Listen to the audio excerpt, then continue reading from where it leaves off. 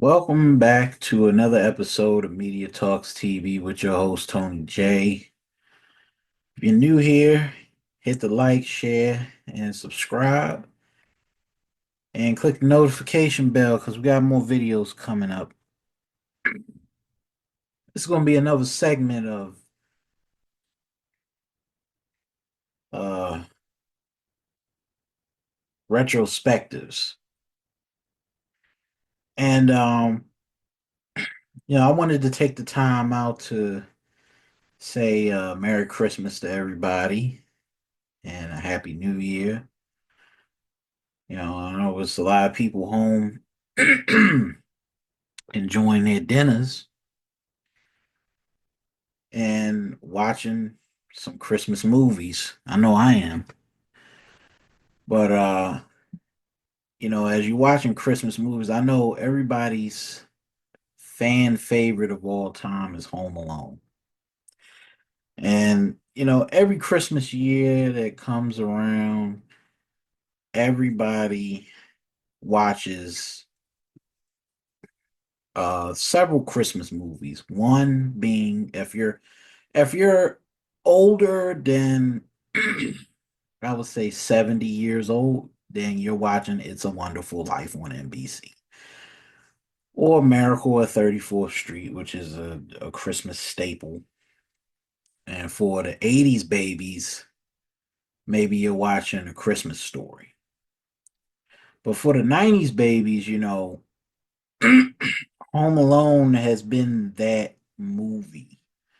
Between some of the 80s babies who grew up, A Christmas Story is always was always being played on TBS and on TNT, so it'd be on every channel on Christmas Day.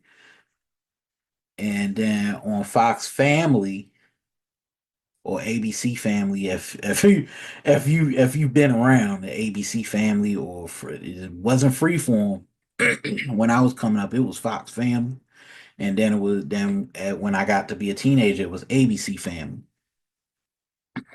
So if you grew up, if you grew up and you watch Fox Family, you know that we had this thing called 25 Days of Christmas. And every year, 25 Days of Christmas, we watch uh, Frosty Snowman, A Year Without a Santa Claus, which was one of my favorites. I love A Year Without a Santa Claus. And Santa Claus is coming to town. But Home Alone was kind of like Home Alone and Home Alone 2 were kind of played on repeat in a sense.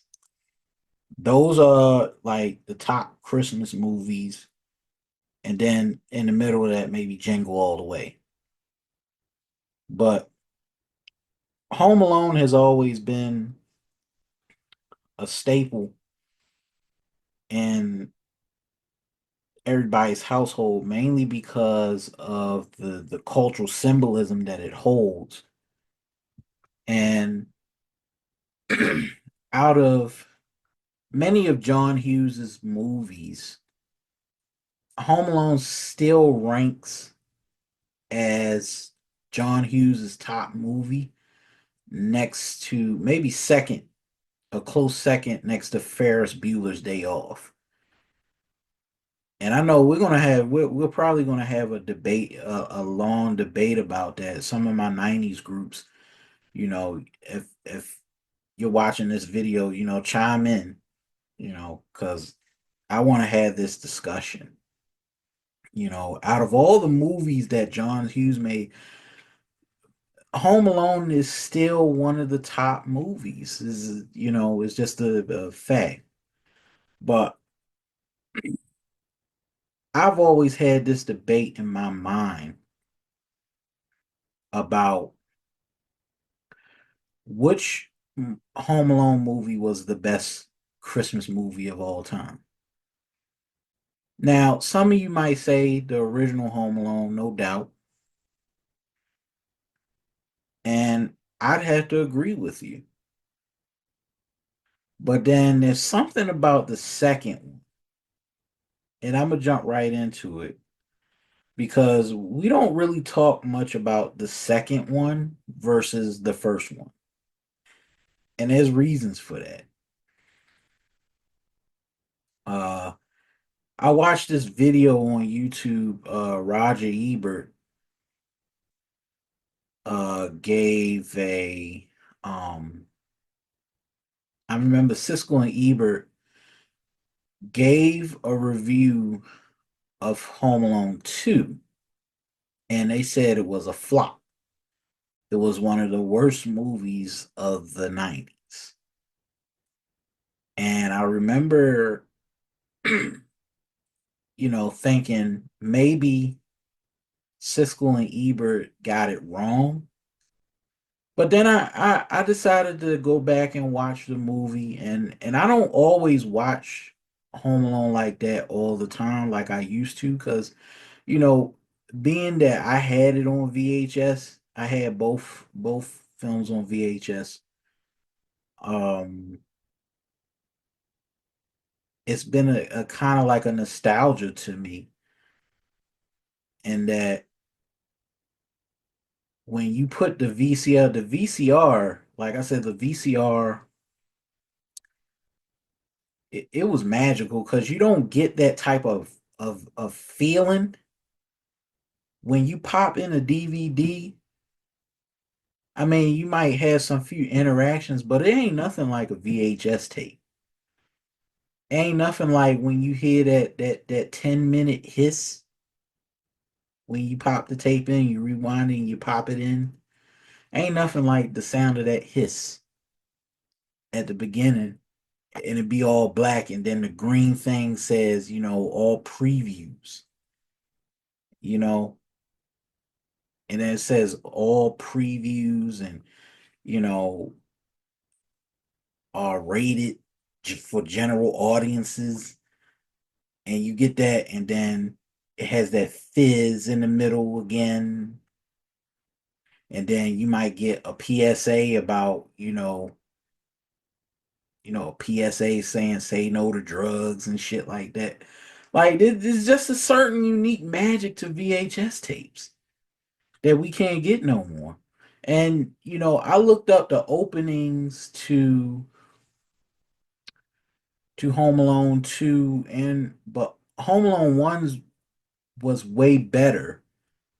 Their opening was way better because they had Fern Gully trailer on the first the first Home Alone. So if you were a kid in the 90s and you didn't know anything about Fern Gully and the opening credits to Fern Gully, then you missed out on an experience. And then there was the commercials for American Airlines. For some odd reason, American Airlines was always sponsoring Home Alone.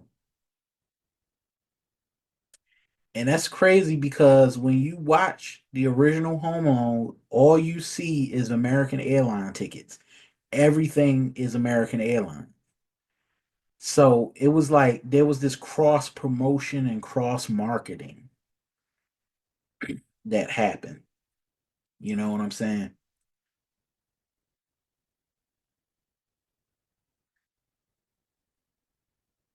And then it was the Pepsi commercial that got me. The Pepsi commercial with the kids, and they was doing the hammer dance, and they was on skateboards, and they had high top fades. I mean, that's real retro 90s shit right there. You know, that Pepsi, they had endorsements from Pepsi and American Airlines, but the second one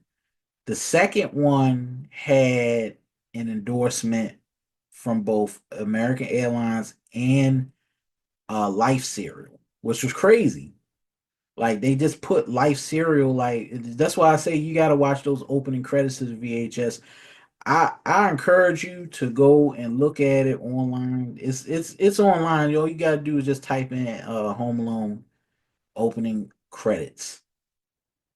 They'll give you all the opening, like they have those videos uploaded for a reason because there's certain nostalgia to the VHS days.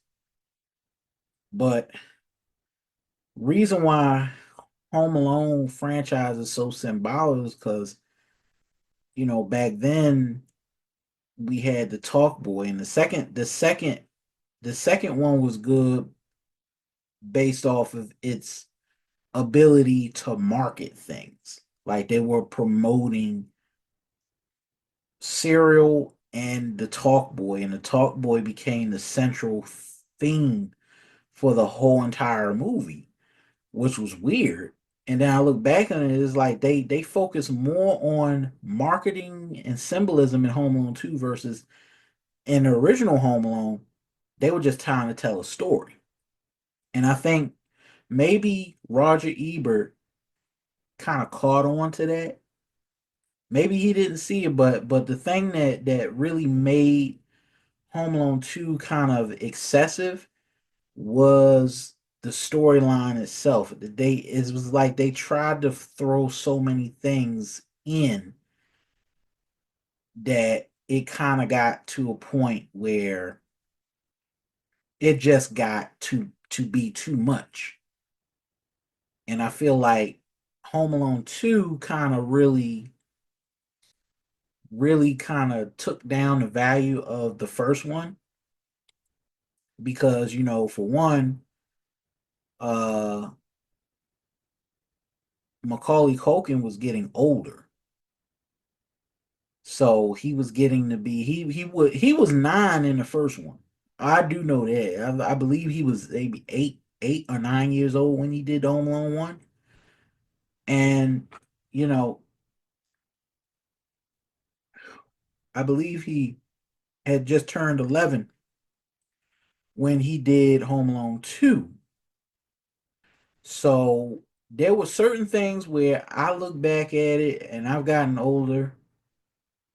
Home Alone is getting, next year Home Alone will be 35 years since Home Alone was out in theaters. So that's going to be crazy. Within the 35th anniversary is going to be really, really, people going to be talking about that. But from my main point is, Macaulay Culkin was getting older. And I guess as he got older, the cuteness kind of wore off after two, which hence why they didn't do a Home Alone 3 with him in it. And they switched him out to Alex D. Liz for the third installment. But when I think about Home Alone, the Home Alone franchise, the Home Alone franchise really is symbolic because that's one of the franchises that really kicked off this thing in Hollywood where they were doing sequels to and anthologies to movies. Because back then that nobody in Hollywood wanted to do sequels or trilogies. And then by the time the 90s got here, this whole thing about trilogies became a thing. So the Home Alone franchise, then of course you got the Free Willy franchise because they did three Free Willies in the 90s, and then the Air Bud franchise, they did so many sequels to Air Bud, you got tired of that.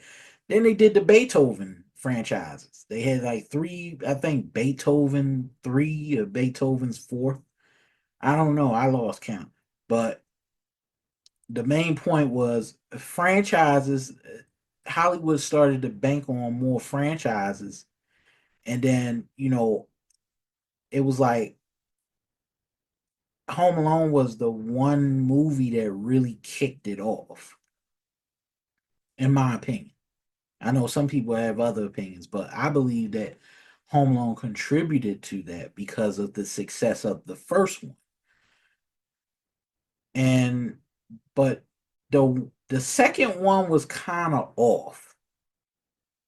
And I think when I look back and I watch the movie, I was looking at a lot of things that I didn't really like about the movie, even though I enjoyed it because the thing that really kept me engaged in the movie was of course the thing with him with Kevin befriending the pigeon lady and the two turtle doves and stuff like that. That was an endearing story, but then the other parts of it kind of made me cringe. And I know that, you know, me being an adult now and looking at Home Alone 2, Home Alone 2 was more edgier than the first Home Alone. The first Home Alone, I mean, you could believe that somebody could actually oversleep and leave him home. Yeah, you could believe that. That story was believable. You know, he had to stay home and, you know, it's cold and the creepy next door neighbor that ends up, shoveling snow. That was a realistic that was a very realistic um plot line because he was at his house. But man, when he went to New York, it was something about it that didn't sit well with me, and I was thinking about it the whole time. And I think a lot of you probably will watch Home Alone 2 and be like, what happens if you left a 10 or 11-year old all by himself in New York City? And you imagine what New York City was like in the early 90s? I mean, just let that sit with you for a minute. New York was not a fucking place to be roaming around the city in. And I kind of look at John Hughes as weird, as kind of odd for even thinking that you could put a kid like Kevin in New York and think he's going to survive it. And I was looking at it, and I know I'm kind of being a little killjoy when I think about it, but hear me out. Hear me out for a minute. If Kevin, if Kevin was lost in New York, he'd have been dead. I really believe that. I honestly believe that. If if Kevin got lost in New York, there's a number of things that could have happened to Kevin and he wouldn't be able to get home. You and it's stupid because it was the beginning of the movie. It was like the whole time it was like they were villainizing Kevin. And I didn't like that. I didn't like that. It was like if there was ever a more toxic family than the McAllisters, it had to be his Uncle Frank. His Uncle Frank was the most callous person in that movie. It was all about money with him. And it was like even when Kevin didn't do anything, the movie made it seem to set him up to be a villain in the whole fucking movie. Even though Buzz was the one that started the shit. And Buzz was always the one starting shit between Kevin. But Kevin got the blame all the time. Nobody corrected Kevin. I mean, not Kevin, but nobody corrected Buzz. Nobody said, leave your little brother alone, da da da da. And I'm sitting there, I'm like, yo, That little shit started the whole fucking thing. And yet Kevin is the blame for how he reacted.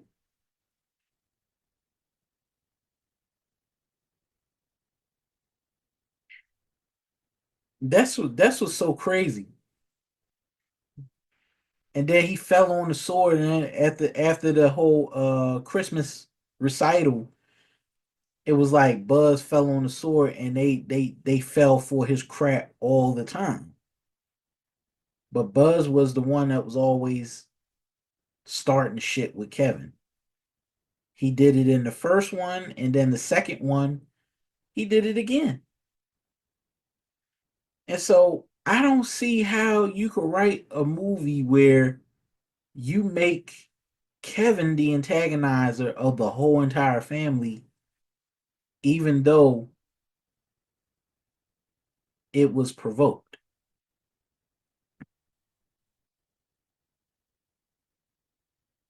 Second part. Now, I can understand Kevin's frustration, but it's a PG movie, right? How do you get away with calling your mother a dummy? I know if that was a black family, you wouldn't survive.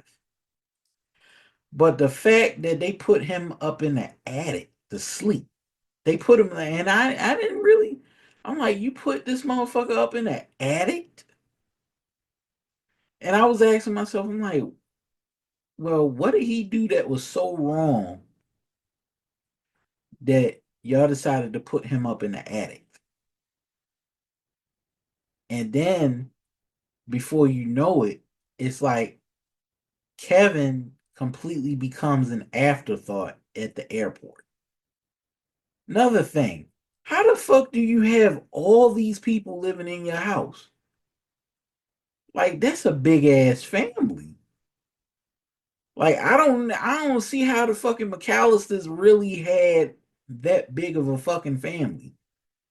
That they had all them motherfuckers, and I'm like, what do you do for a living? What does Uncle Frank do for a fucking living? You know what I'm saying? And I sat there and I watched that movie, and sometimes when you're younger, you don't think about these things. I'm like, they had this big ass house and all these fucking people. How do they afford to go to a trip to Paris? I want to know this shit because I know I ain't got that type of fucking money.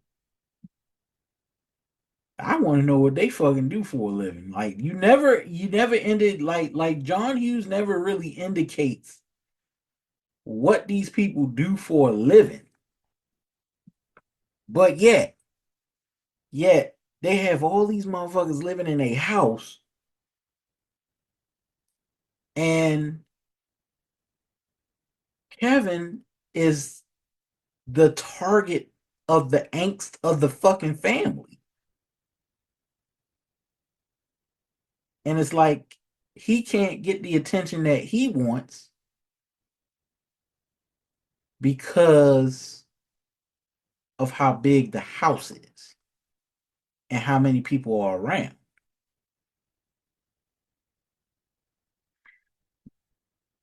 And I don't understand once they get to the airport how you lose your son. You want him to hold your bag, he held your bag,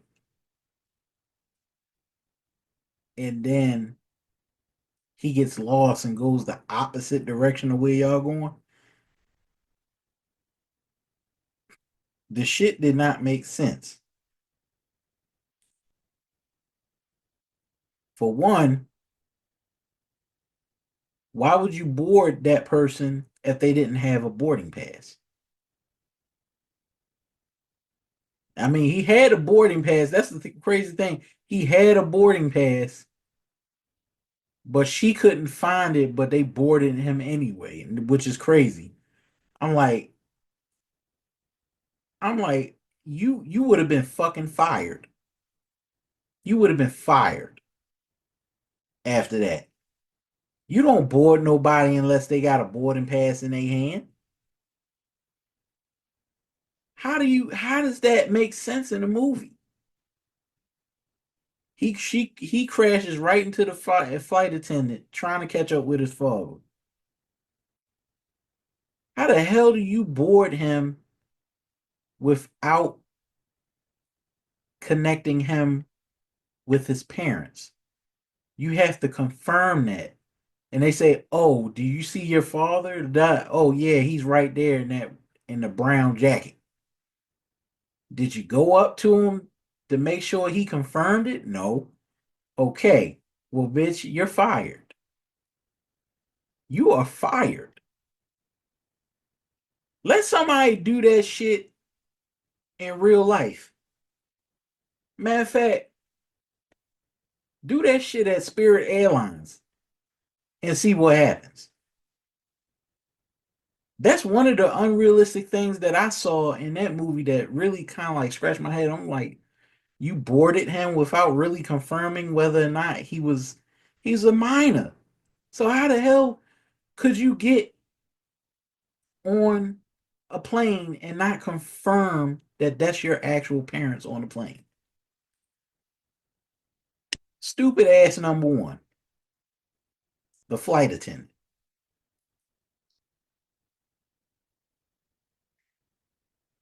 Then what's crazy, when we get to the middle of the movie, right? How you have money to stay at the Plaza Hotel? That shit don't make no sense. It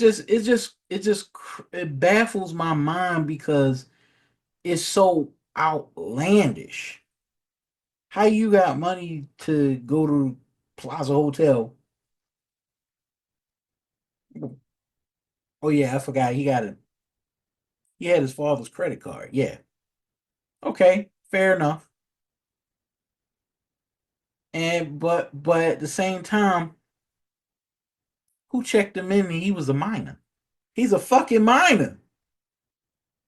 Where's your father at?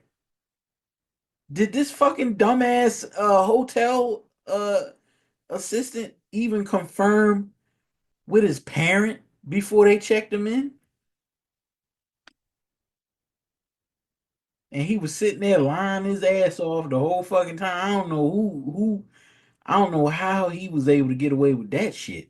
To book a room at the Plaza Hotel without his parent being present.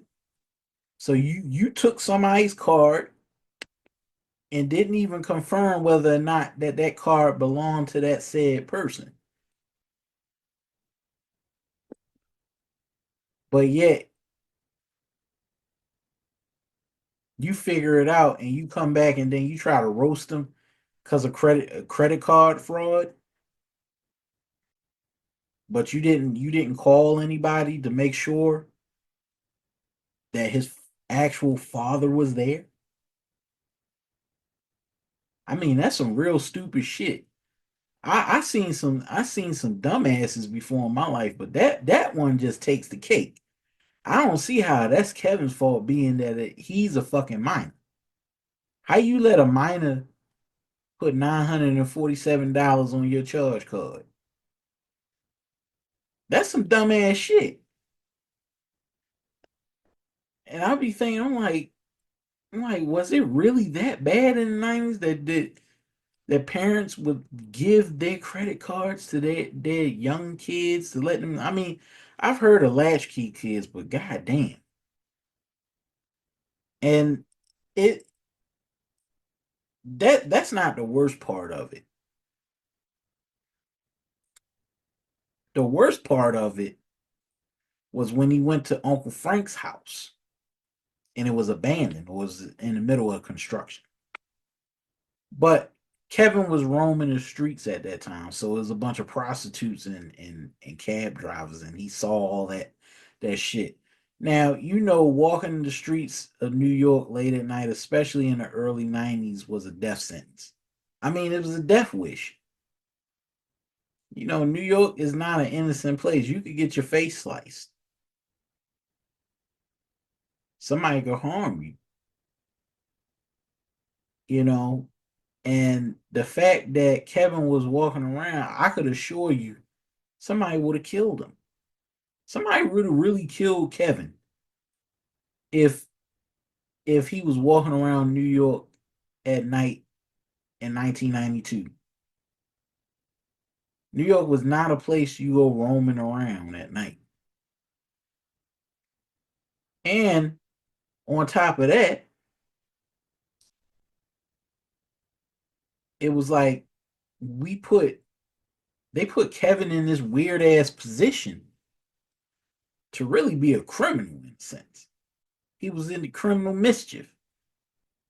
It was just a step above what he did in the first one, which was only criminal thing he did was being a petty shoplifter. Took a toothbrush. That's all he did.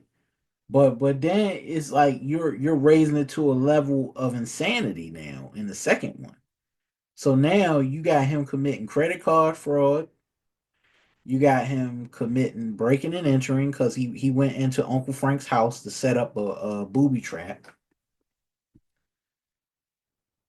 And also uh theft of identification because you need your identification to check in at a hotel. So identity theft, check fraud, credit card fraud. He committed a felony. He committed two felonies and a misdemeanor. So now you got him doing something. And then when he broke that window with that brick, that was vandalism, criminal vandalism.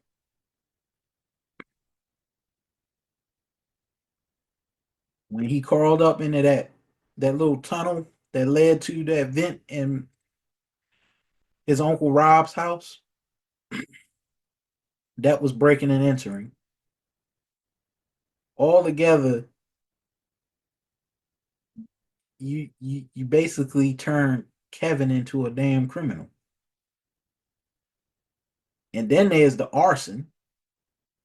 That's another thing because he soaked the ropes in kerosene, right? And then he put kerosene in the fucking toilet. Now, who puts kerosene in the fucking toilet? Who writes this shit? Who writes this shit and it's supposed to be a kids movie, right? It's a kids movie. So why is he fucking with gasoline and matches and shit? Like I don't understand that. It just scratched my head in amazement that this was a kids movie that we grew up watching.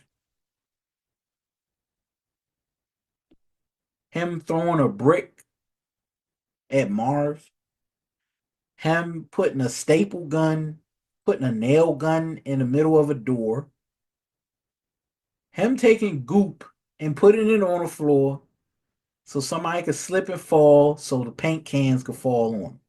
I mean, it just it putting a blowtorch at a door and then taking a plumber's pipe and then tying it to a rope and then throwing it down. I don't know if his little small ass couldn't even lift that damn thing. It was so excessive that it got crazy. Like I don't see how one fucking 11-year-old kid could do this stupid shit and actually fucking survive at the end of the movie.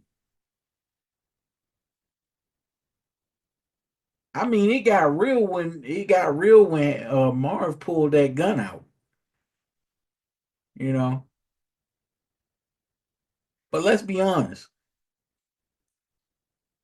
If this had been an alternate ending, I think Kevin would have got shot.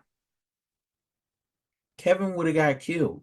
They would have killed his ass. They would have smoked him. Cause ain't no way he get away with that amount of shit. And then all of a sudden they chasing after him and they take him to the park and then they decide they want to waste him. They got pretty damn close to wasting him.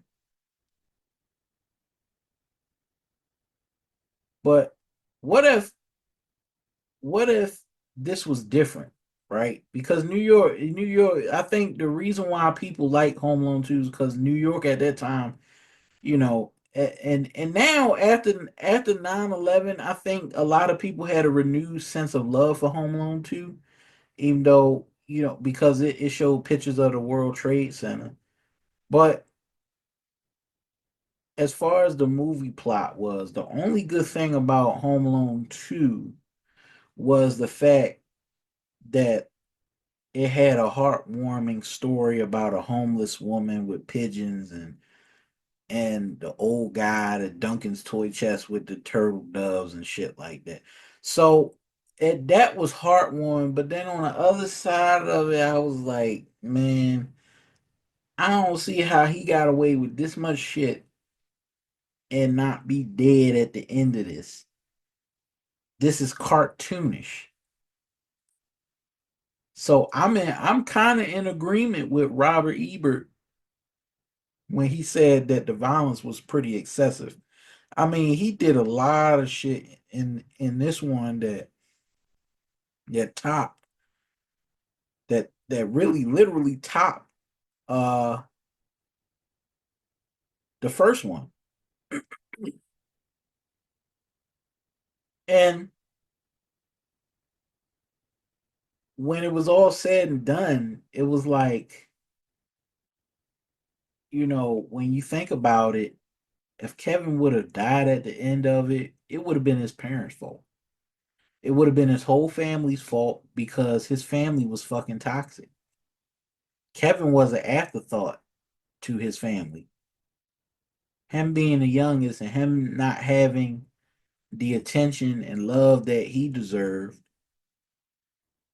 Um, I think if Kevin would have died at the end of that, it would have put the onus back on the McAllisters. But the McAllisters was the most toxic fucking family in that whole in the first one and the second one. Cause Buzz started that shit. And I was like, I'm looking at it and I was like, yo, Buzz is always starting shit. He's the main antagonist. How do you get Kevin to be the antagonist? You know, he's the victim in all this. He is the victim. His mother is cold towards him. His father don't give two shits about him. His uncle Frank is a money hungry son of a bitch. And Buzz is just a straight up asshole. But when they seen them presents around that fucking Christmas tree, all of it was like, oh, hey Kev, Merry Christmas. I'm like, the fuck you mean Merry Christmas, nigga? You started the whole shit. The fuck you mean Merry Christmas? You kiss my ass. I wish the fuck he would say Merry Christmas after he done started this shit, the whole fucking movie.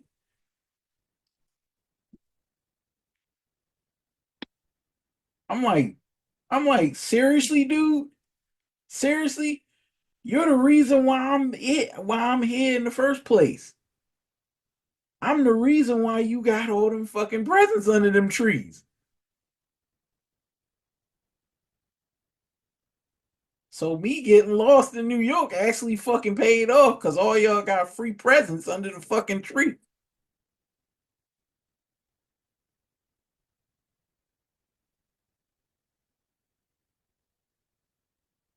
I wish I had a brother like Buzz. I'd whoop his ass.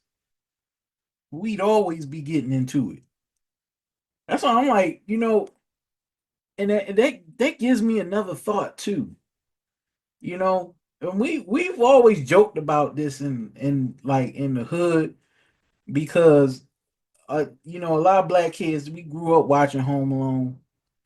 And I was like, and I was around my friends. I'm like, yo, what if Kevin was a black kid and he got lost in New York?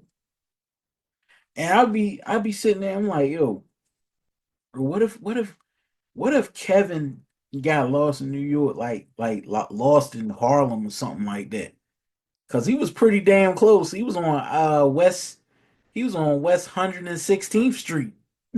That's where his Uncle Rob lived. If you look in the movie and you pause it, and he has like this address book, right? It was West 116th Street. So he was close. He was damn close to West Harlem.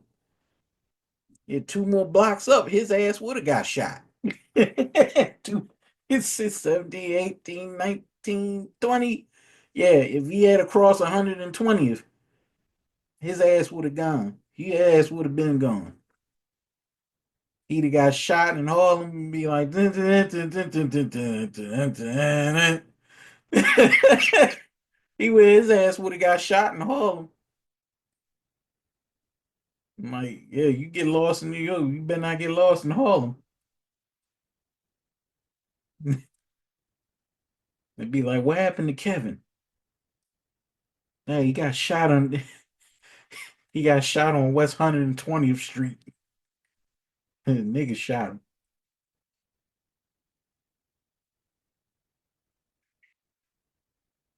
He got lost in Brooklyn. Oh, he'd never make it back. He'd never fucking make it back. Get the Home Alone 2 lost in East Brooklyn. He lost. He get lost in Brownsville. His ass will never come back. That's what I was like, what if they made a black version of Home Alone? Like I always wanted to have like a black version of Home Alone, but it take place in like some of the roughest hoods.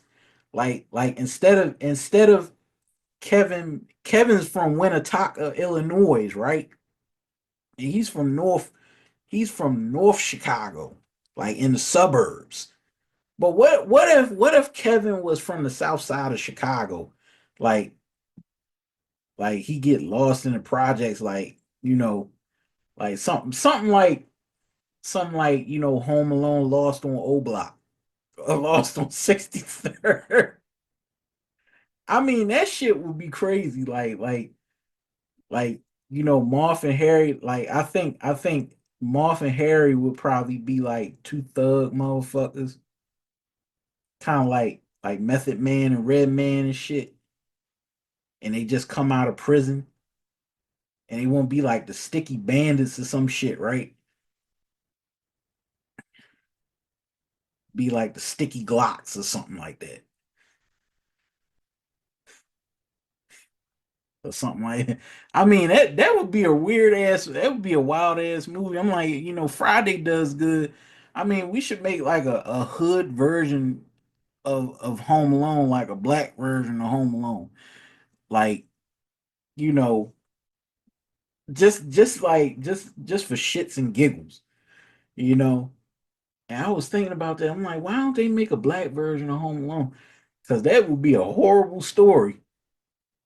Because Kevin would have never made it out of that. He would have never made it out of that. And that's the point that I'm trying to make, right? Is we all know it's just a movie that we grew up, but it's also important to point out that there's a level of realism that has to come with that. When you watching some of these Christmas movies, like, the third one, I wasn't really so enthusiastic about the third one. I know a lot of people went to the movies to see the third one. I tried to go to the movies to see Home Alone 3 and never got a chance to. But Home Alone 3 was kind of like the last one. And I didn't understand that plot because Home Alone 3, it had all this overtone. It like went right over your head. And it was like, why am I watching this shit? This shit is about fucking CIA shit. They had like a computer chip in a fucking remote control car, and the boy had the remote control car, and he had a computer chip, and it started with an old lady mixing up her bread, her bag, a French baguette with a toy car and shit. Like I didn't even like the plot of that. I mean, it was a good movie. Don't get me wrong. The Alice D. Liz one was really good, but after Home Alone 3, it was like the second, the third one was good, and I think the third one actually made up for the second one because of the plot. But one of the things that's problematic about Home Alone 3 is, is how was he was living in a very he was living in a very decent house. And there was something about that I didn't like. This shit about them falling through the dumb waiter and stuff like that, and him, using the trampolines to fling them out the window and shit. It was complex and it was like a booby trap, but you had to be a fucking idiot to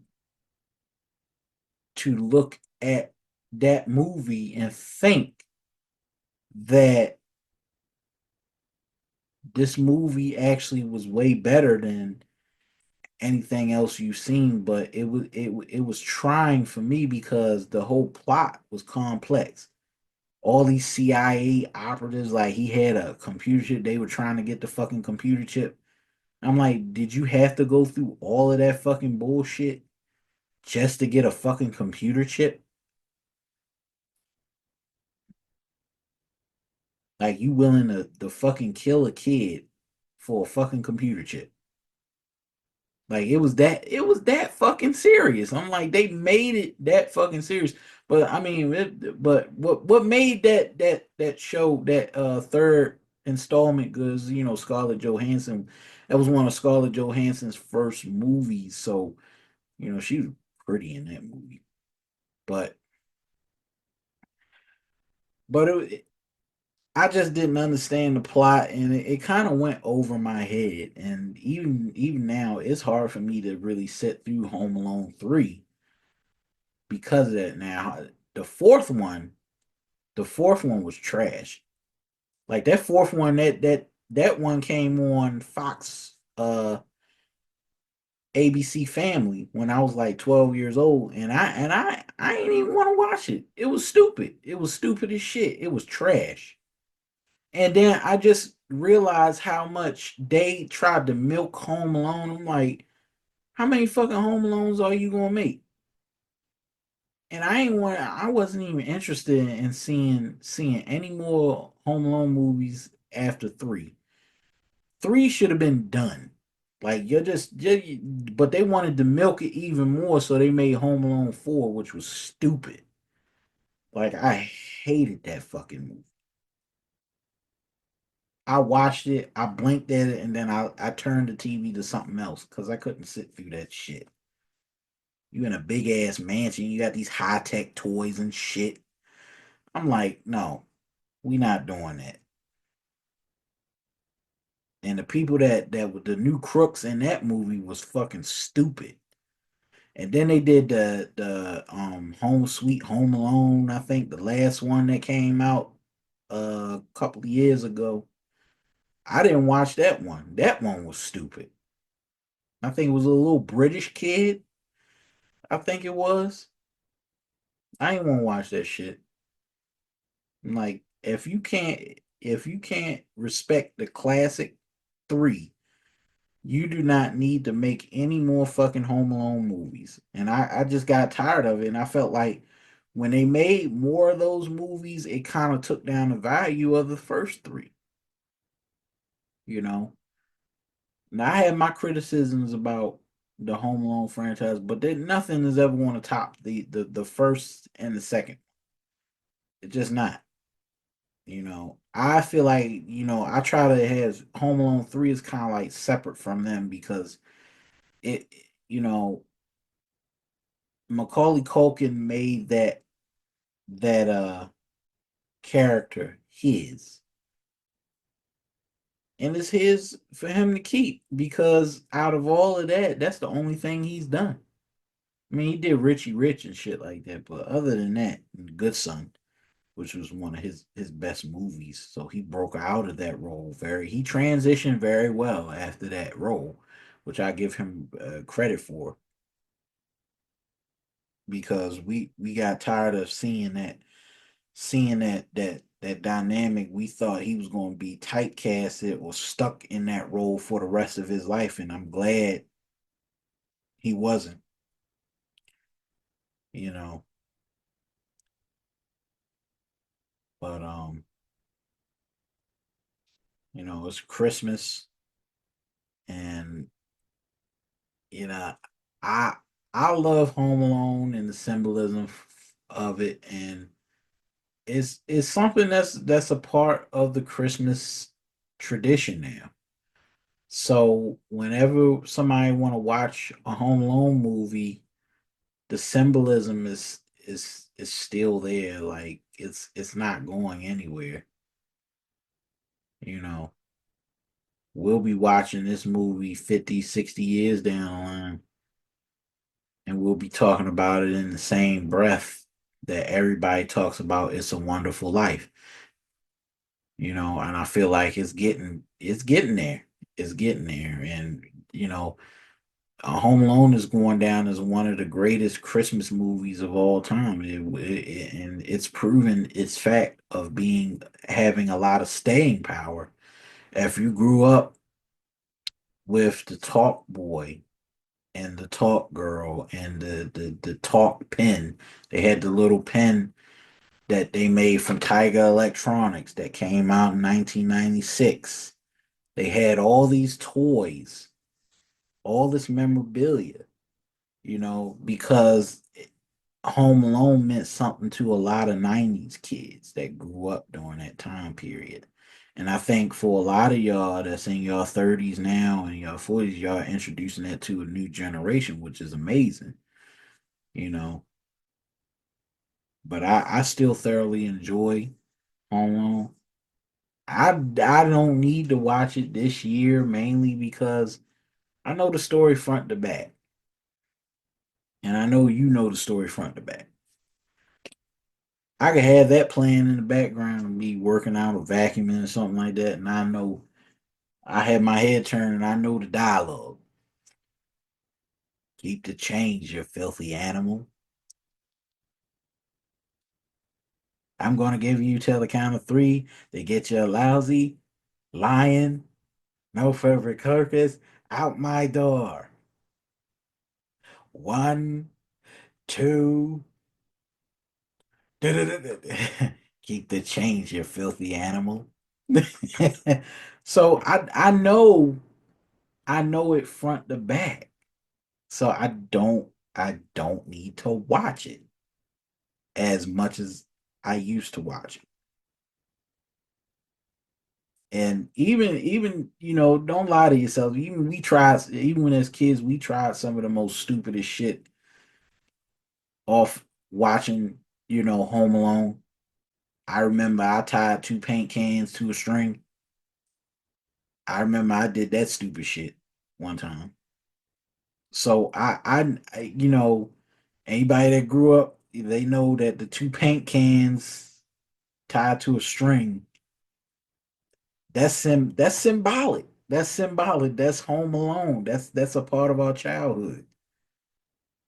But we know not to do that. We know not to do that. But back then it was like, cool, I want to try that.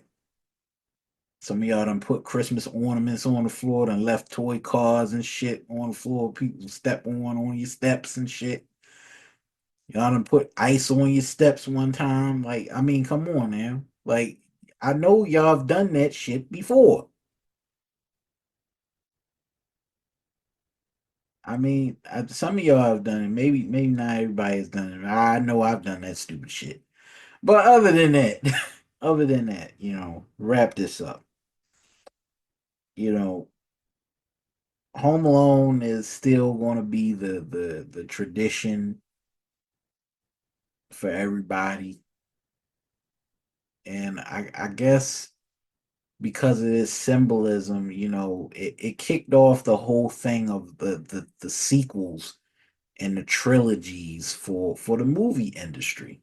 So you have a lot to thank for why Home Alone became so popular and why there's a franchise, because back then in the 90s, franchises were actually set aside for animated movies, not for live action movies. Now, fast forward to today, you got people doing franchises now. People making money off of franchises in Hollywood. You take an animated series or a book, you've seen Harry Potter, you've seen Chronicles of Narnia, and so many other movies get Marvel franchises. Things get turned into box office successes. And you know who you have to thank? Home Alone, Free Willy, Land Before Time. All of those movies that we grew up on in the 90s, early 90s, to now, we have them to thank because they gave us this whole franchise thing in Hollywood where they're making sequels and trilogies and anthologies and shit like that. And Home Alone was the start of that, you know, because of course anthologies and trilogies was meant for maybe sports movies or horror movies. But with kids' movies, now is the thing. But this has been another Media Talks TV. Enjoy your Christmas. Merry Christmas. And happy 15,000 views. This channel has gained 15,000 views, so I'm grateful. Make sure you continue to tune in and subscribe because I'm gonna have more videos coming down the pipeline. We're gonna upgrade Media Talks TV so that we could give you more quality videos. I'm Tony J, and this has been another broadcast. I'll see y'all later. Enjoy y'all Christmas and Happy New Year. Peace.